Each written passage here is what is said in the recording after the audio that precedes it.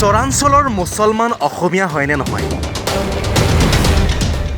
ইয়াৰ পৰিচয় কোনে দিব? কিয় নিজকে অসমীয়া বুলি কৈ ফুৰিব লগা হয়? চৰাঞ্চলৰ মুছলমান বাংলাদেশী নেকি?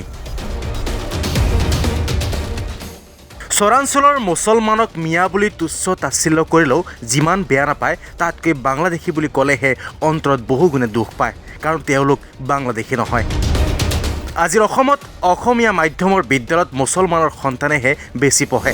ইয়াৰ পাছতো ৰাজনৈতিক মুনাফাৰ কাৰণে একাংশ নেতাই এটা জাতিক সঘনাই তুচ্ছ তাচ্ছিল্য কৰা দেখা পোৱা যায়।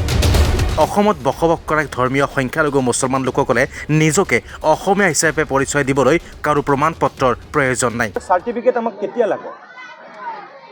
যেতিয়া আমি ক'ৰবাত প্ৰমাণ দিবলগীয়া হয়।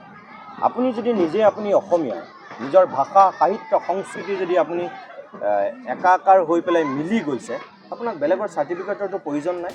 হয়, ঠিকেই শুনিছে। নিজকে আপুনি অসমীয়া বুলি ক'বলৈ কাৰোৰে প্ৰমাণ পত্ৰৰ প্ৰয়োজন নাই, কিন্তু ইয়াৰ বাবে আপোনালোকৰো আছে বহু দায়িত্ব।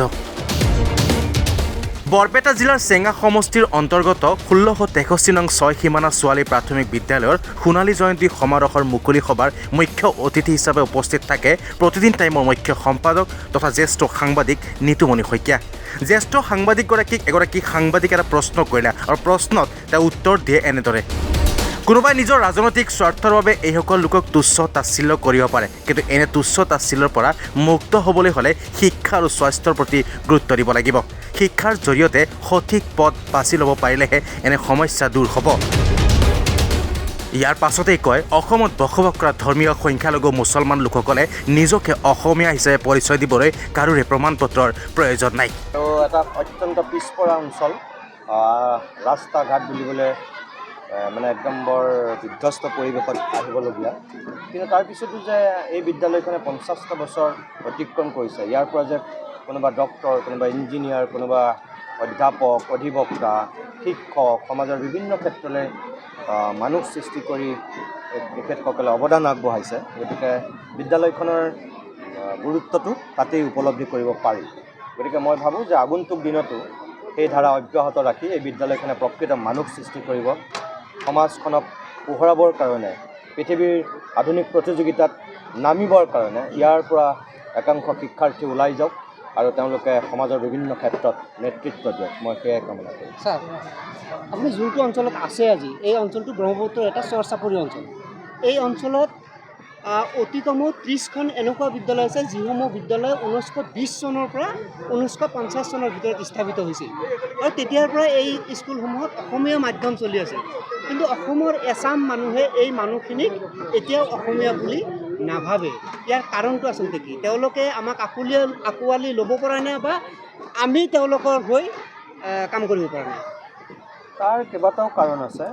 আপুনি যিটো প্ৰশ্ন কৰিছে তাৰ উত্তৰটো মই এনেকৈ দিম, মই যদি নিজকে অসমীয়া বুলি ভাবোঁ, মোক কাৰোবাৰ বেলেগৰ চাৰ্টিফিকেটৰ দৰকাৰ আছে নেকি?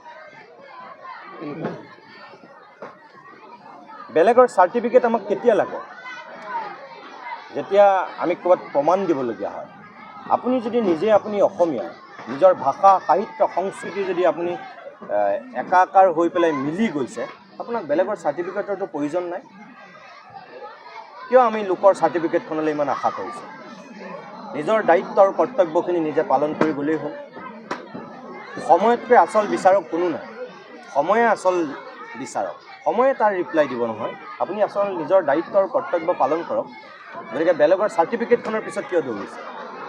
এইটো ৰাজনৈতিকভাৱে কোনোবাই কাৰোবাক বিভাজন কৰিবলৈ চেষ্টা কৰিবই নিজৰ ৰাজনৈতিক অভিষ্ট সিদ্ধিৰ স্বাৰ্থত। কিন্তু ৰাজনীতি সকলো শেষ নহয় নহয়। সমাজ, সংস্কৃতি, সাহিত্য, ক্ৰীড়া এইবিলাক বেলেগ বস্তু। এইবিলাকে সদায় সমন্বয় কৰে। ৰাজনীতিয়ে নিজৰ স্বাৰ্থত সমাজ ভাগ কৰে। এখন নাটক, এখন উপন্যাস, এটা গল্প, এটা কবিতাই, এটা খেলে, তাত কেতিয়াও ভাগ নাথাকে। কোনো হিন্দুৰ কাৰণে, মুছলমানৰ কাৰণে, খ্ৰীষ্টানৰ কাৰণে দৌৰ প্ৰতিযোগিতাত ভাগ নাথাকে। দৌৰত সকলোৱে অংশগ্ৰহণ কৰে। সংগীতৰ প্ৰতিযোগিতা এখনত সকলোৱে অংশগ্ৰহণ কৰে। তাত কোনো বিচাৰ নকৰে কোন হিন্দু, কোন মুছলমান, কোন খ্ৰীষ্টান। গতিকে আমি অকল ৰাজনীতিৰ কথাটোকে কিয় গুৰুত্ব দিওঁ, আমি বাকী দিশবিলাকতো গুৰুত্ব দিওঁ। সমাজ অকল ৰাজনীতি নগঢ়ে নহয়, সমাজ সংস্কৃতিও গঢ়ে, সমাজ সাহিত্যই গঢ়ে, সমাজ ক্ৰীড়াই গঢ়ে, বাকীবিলাক দিশেও সমাজ গঢ়ে। গতিকে আপোনালোকে অকল ৰাজনৈতিক দিশটোকে গুৰুত্ব নিদিব, আপোনালোকৰ প্ৰতি মোৰ অনুৰোধ। আৰু নিজৰ দায়িত্ব কৰ্তব্যখিনি ঠিকমতে পালন কৰি যাওক, বেলেগৰ চাৰ্টিফিকেটৰ কোনো প্ৰয়োজন নাই। ধন্যবাদ। ধন্যবাদ আপোনাক ইমান সময় SP Live 24 চাই থকাৰ বাবে।